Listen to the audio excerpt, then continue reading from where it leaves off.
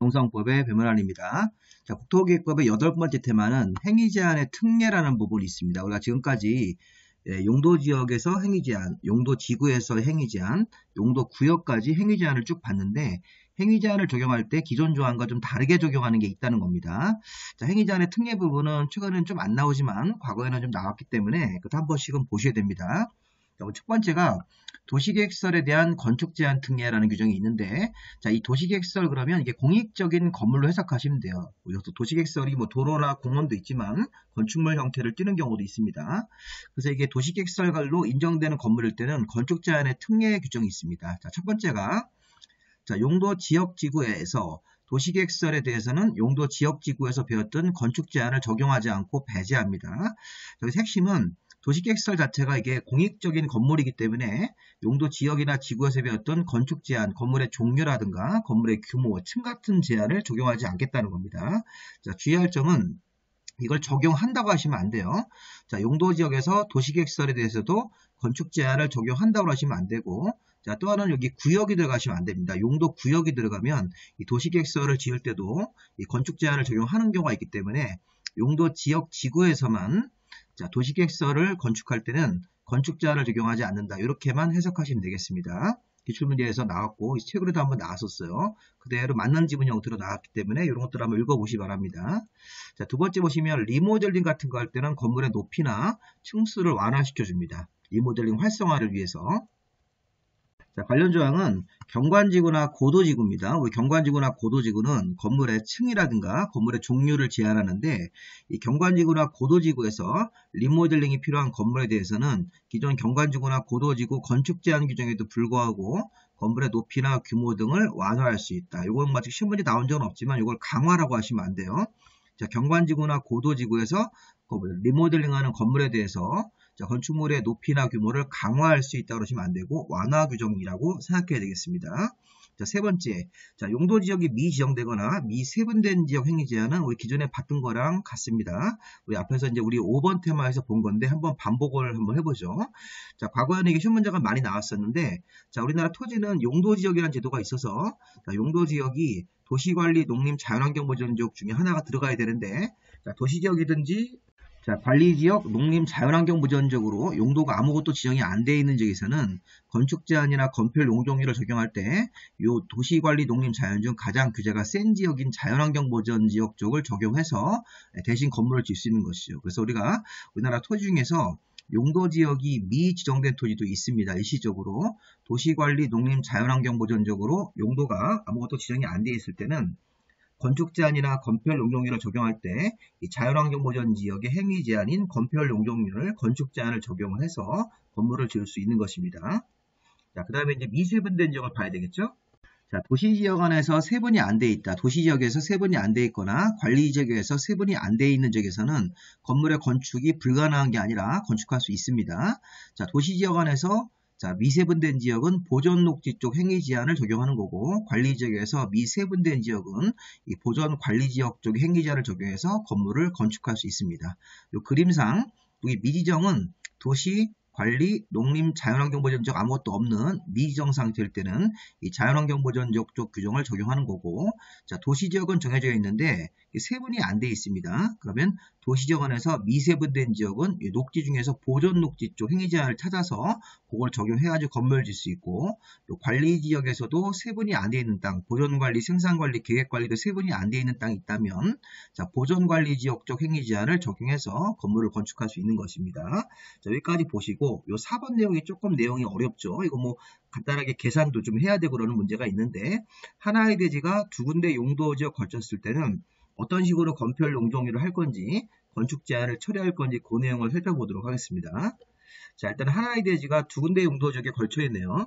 자, 우리 보통 하나의 대지는 용도지역이 하나만 들어가는데 이 하나의 대지가 용도지역이 두 군데 걸치는 경우가 있습니다. 예를 들어서 이렇게 하나의 대지가 1000제곱미터가 있는데 자, 용도지역이 점선을 기준으로 두 군데 지역에 걸쳐 있는 경우도 있습니다. 이거는 중복이 아닙니다. 자, 하나의 대지가 이렇게 준주거 지역에 700 정도 들어가 있고 일종 일반 주거 지역 300이라는 면적에 이 하나의 대지 1000제곱미터가 이렇게 중간에 걸쳐 있습니다. 이럴 때는 어떤 식으로 건폐율을 처리할 건지, 용적률을 처리할 건지. 자, 준주거 지역 건폐율은 70% 이하고 일종 일반 주거지역 건폐율은 60% 이하인데 이거를 건물을 이렇게 걸쳐서 짓는 경우를 생각하시면 되겠습니다. 자, 그래서 이건 가중평이라는 문제가 나와야 되는데요. 자, 우리 이렇게 건물을 지을 때 여기 보시면 원문을 보면 자, 하나의 대지 중에 하나의 대지가 2개 이상 용도 지역에 걸치면 아까 그림처럼 준주거 지역에 700, 뭐 일종 일반에 300 이런 식으로 뭐 7대3 정도 비율로 걸쳐 있을 때는 걸치는 부분 중 가장 작은 부분을 찾아서 330 이하일 때는 건폐율 용적률은 가중평균, 건폐율, 가중평균 용적률을 구해서 건축물 전체에 대해서 적용을 해가지고 건물을 짓는 거고 건축 제한은 가장 큰 용도 지역 쪽을 적용하도록 되어 있습니다. 이게 무슨 얘기냐면 이 그림을 보시는 게 좋겠네요. 이렇게 1000제곱미터의 대지가 있는데 자, 준주거 지역에 700, 자, 일종 일반 주거 지역에 300이 걸려 있습니다. 자, 그럴 때는 건물을 짓는 사람들이 자, 요 그림과 같이 건물을 짓는다는 것입니다. 자, 아까 전체 대지가 1000제곱미터인데 뭐 준주거 지역에 700이 이렇게 걸쳐 있고 일종 일반에 300이 걸쳐 있는 겁니다. 원래는 하나의 대지가 있으면 용도 지역에 하나만 들어가야 되는 건데 경우에 따라서는 이렇게 걸치는 땅들이 있습니다. 일종 일반하고 준주거 지역에 그랬을 때는 가중평균 건폐율 67%, 가중평균 용적률 410%가 계산이 될 겁니다. 설명을 해드릴 겁니다. 그래서 이 건폐율 자체가 67%를 적용받는 겁니다. 그래서 그거대로 건물을 짓는 그 내용을 이제 보고 용적률도 410%에서 연면적을 670씩 올려가지고 80을 추가로 더하면 이게 4100이 나오는 거죠. 1000제곱미터에 용적률 410%, 1000제곱미터의 건폐율은 67%, 670으로 건축 면적이 나오는 이 개념을 설명을 드리고 있는 겁니다. 자, 이 부분을 보실 때는 일단 이 그림을 먼저 한번 살짝 보시고 다시 돌아와서 자, 하나의 대지가 준주거 지역에 700, 일종 일반 주거 지역에 300이 걸쳐 있을 때는 자, 아까 우리 원문이 뭐였습니까? 하나의 대지가 두 군데 용도 지역에 걸쳐 있는데 가장 작은 부분을 찾아서 걔가 330이란 기준보다 이하일 때는 가중평균 건폐율, 가중평균 용적률, 건축 제한 같은 건물의 종류를 따질 때는 가장 큰 용도 지역 쪽으로 적용한다. 그래서 자, 지금 여기 가장 작은 부분이 700, 300 걸쳐 있으니까 가장 작은 부분이 300이네요. 이게 힌트입니다. 300이면 330이라는 숫자보다 이하입니다. 그래서 이게 가중평균이 들어가셔야 돼요. 자, 우리 가중평균은 원래 건폐율을 먼저 알아야 됩니다. 원래 건폐율 준주거지역 70%, 일종 일반 주거지역 60%로 해서 자, 가중평균이라는 게 가중치를 주어서 또 70% 준주거지역은 전체 1000제곱미터 중에 700 들어가 있으니까 1000분의 700이 가중치입니다. 0.7이 되겠죠. 그 다음에 우리 여기 일종 일반 주거지역은 300제곱미터 속해 있기 때문에 1000제곱미터 중에 300이 들어가 있으니까 이 300이라는 부분이 1000제곱미터에 대해서 차지하는 비율이 0.3이지 않습니까? 그래서 우리가 1000분의 700 곱하기 70% 준주거지역 가중치는 0.7이고 그 다음에 여기가 이 일종 일반 주거지역은 이 1000분의 300 해서 보시면 0.3으로 가중치를 계산하면 67%가 나와서 이 대지에서 이 건물을 짓는 사람들이 67%라는 건폐율로 건물을 짓는 게 가중평균 건폐율. 자, 가중평균의 용적률은 똑같습니다. 여기 가중치 주고 용적률로만 이렇게 바꾸시면 되는 겁니다. 준주거지역 용적률은 500% 이하고 일종 일반 주거지역 용적률은 우리 예전에 외웠던 숫자로 200% 이하 기억나시죠?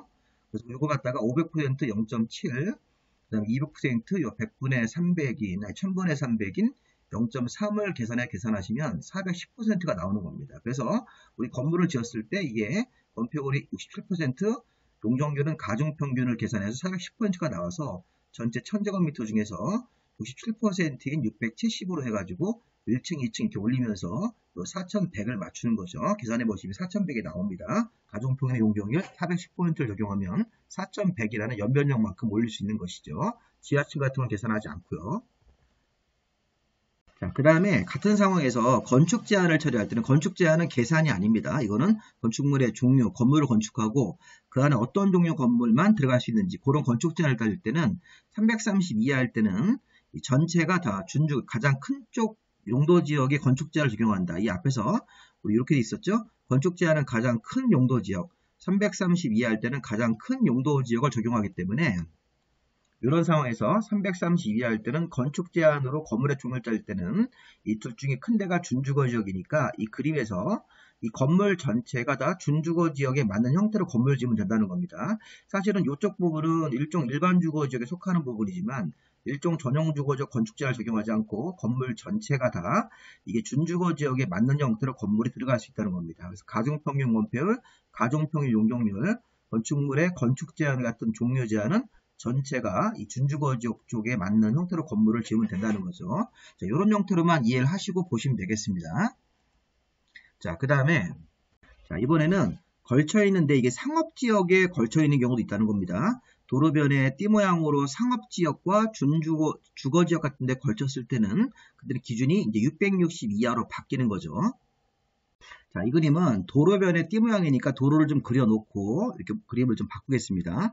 자, 도로변에 옆에가 상업지역. 원래는 도로 옆에 1000제곱미터라는 대지가 있는 건데 그런 겁니다. 도로 옆에 큰 차가 다니는 도로 옆에 큰 대지 1000제곱미터가 있는데 일반 상업지역, 도로 옆에가 상업지역입니다. 도로 옆에 상업지역으로 400 걸쳐 있고 중주거지역이 600 걸쳐 있을 때도 자, 아까 우리 앞에 있는 그림은 이거는 둘 다 주거지역에 걸려있는 형태입니다. 근데 지금 그림을 약간 변형을 해서 도로 옆에 상업지역에 걸려있고 준주거지역 같은 주거지역 걸쳐있을 때는 가장 작은 부분을 따질 때 660 이하로 적용을 하는 겁니다. 330 이하로 하지 않고 결론은 같습니다. 가중평균 건폐율, 가중평균 용적률 여기다 건물 지었을 때 건축 제한은 가장 큰 용도지역 쪽을 적용을 한다. 이 부분도 과거에는 시험 문제가 한번 나온 부분인데 이게 왜 이런 문제가 나오는 거냐면 아까 우리 원문으로 가져서 하나의 대지가 두 군데 걸쳤을 때는 가장 작은 부분이 330 이하일 때는 가중평균 건폐율, 가중평균 용적률, 가장 큰 용도지역 건축 제한 이건데 요 가로 아래 도로변의 띠 모양으로 지정된 상업지역일 때는 요것 때문에 그렇습니다. 이때는 기준이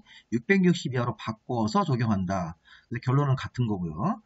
파란색 부분 330 이하는 이런 그림일 때 주거지역과 이렇게 주거지역 걸쳤을 때는 가장 작은 부분을 330 이하로 비교해서 이렇게 가중평균 건폐율, 가중평균 용적률, 건축 제한은 가장 큰 용도지역으로 이렇게 건물을 짓는 거고 자 그림이 약간 변이 됐습니다. 주거지역과 상업지역 걸쳐 있고 상업지역 부분에 도로가 이렇게 있습니다. 도로변에 상업지역 걸쳐 있고 준주거지역 걸쳐 있을 때는 문제를 출제하시는 분이 이거를 330보다 크게 400으로 낼 겁니다. 400이나 500으로 이렇게 내서 두 군데 걸쳤을 때는 가장 작은 부분 400이 660 이하이기 때문에 가중평균 건폐율, 가중평균의 용적률, 건축 제한은 가장 큰 용도지역 쪽을 적용해서 건물을 짓는다고 보죠. 이거의 반대 상황은 생각하지 마십시오.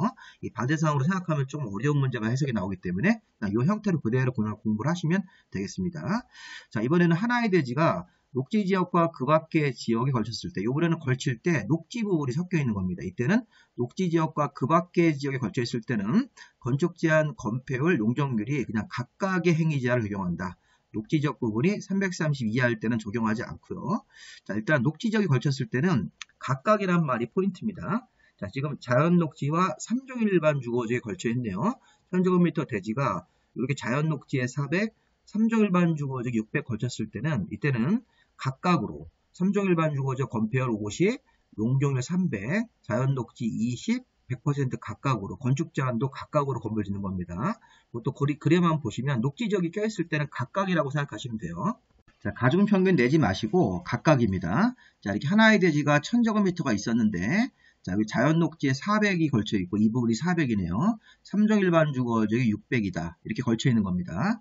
자, 그러면 자연녹지는 건폐율 20, 용적률은 100%, 그 다음에 이 3종 일반 주거지역은 건폐율 50, 용적률 300% 이하이기 때문에 여기 분홍색 부분은 자연녹지 쪽에 세워지는 부분이고 또 파란색 부분은 3종 일반 주거지역에 세워지는 부분이라서 각각으로 설계를 두 번 한다고 생각하시면 되겠습니다. 각각을 적용한다. 녹지 지역과 그 밖의 지역 걸쳐 있고 이 녹지가 330보다 이상일 때는 330보다 초과하는 그런 형태일 때는 400이니까 각각을 적용해 가지고 자, 이게 건폐율이 20%, 여기 400제곱미터에 20%면 건폐율이 80제곱미터 정도 나올 겁니다. 건축 면적이.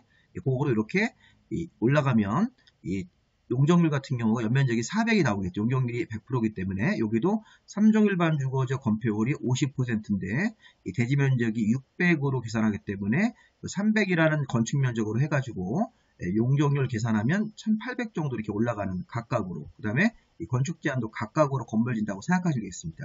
가중평균으로 한 번에 이렇게 하는 게 아니라 자연녹지 건폐율, 여기 3종 일반주 건폐율을 따로따로 적용한다는 거죠. 이 건축 제한도 마찬가지고. 이번에는 하나의 건축물이 고도지구에 걸치는 경우, 또 하나의 건축물이 방화지구에 걸쳤을 때, 자, 이 부분 이제 뭐냐면요. 이번에는 건축물입니다. 아까는 좀 전에 우리 앞에 부분은 대지가 두 군데 용도지에 걸쳤는데, 이번에는 건축물을 세웠는데, 건축물이 이렇게 고도지구나 방화지구에 걸치는 경우에 어떤 식으로 규제를 적용할 까 이런 문제도 있습니다. 자, 하나의 건축물이 고도지구에 걸치면 건물 대지 정보가 고도지구 쪽 규정을 다 받는다. 이 고도지구는 퍼지는 겁니다. 건물 대지 쪽으로. 그 다음에 건축물이 방화지구와 그 밖의 지역에 걸쳤을 때는 건물 전부에 대해서 방화지구 쪽 건축 제한을 적용하게 돼 있다. 이게 무슨 얘기냐면요. 이 그림을 한번 보십시오. 그림에서 자, 여기 회색의 대지가 있고 이게 이렇게 검은색의 건물이 세워져 있는데 건축물의 전체가 고도지구면 다 고도지구인데 그게 아니라 이 건축물 중에 이 파란색 경계로 해서 이 왼쪽 부분만 고도지구고 또 오른쪽 부분에 보시면 이 빨간색을 경계선으로 해서 이 부분이 방화지구라는 겁니다. 그러니까 중간 부분은 아무것도 아니라는 거죠.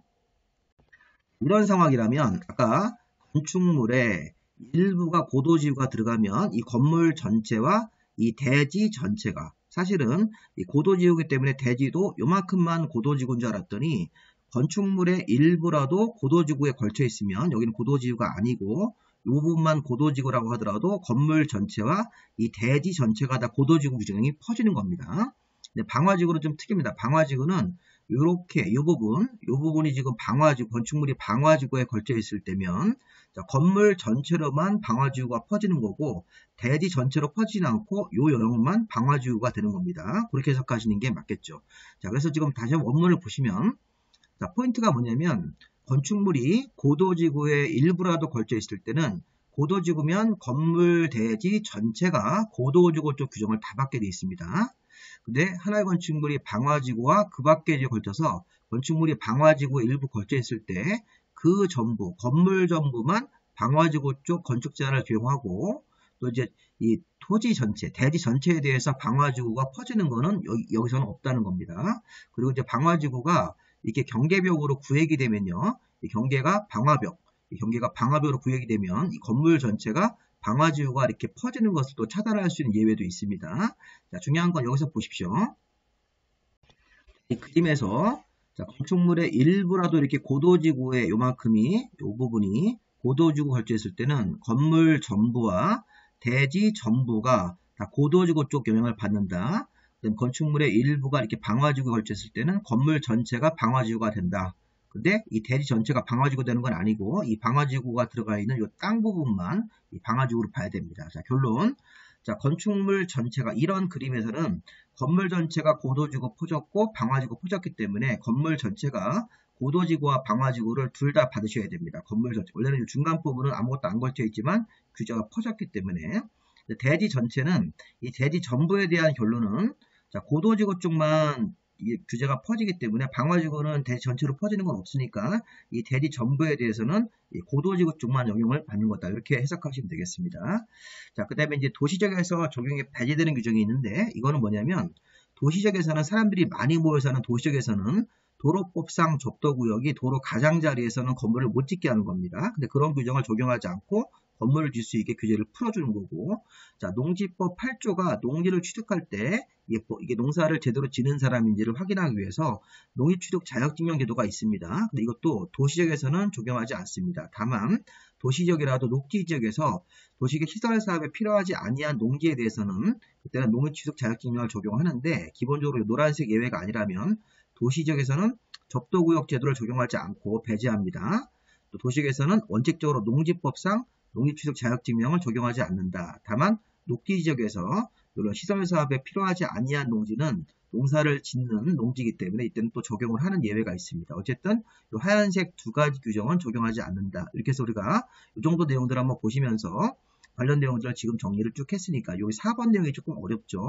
여기까지 내용들을 마무리하시면 되겠습니다. 여기서 그냥 간단하게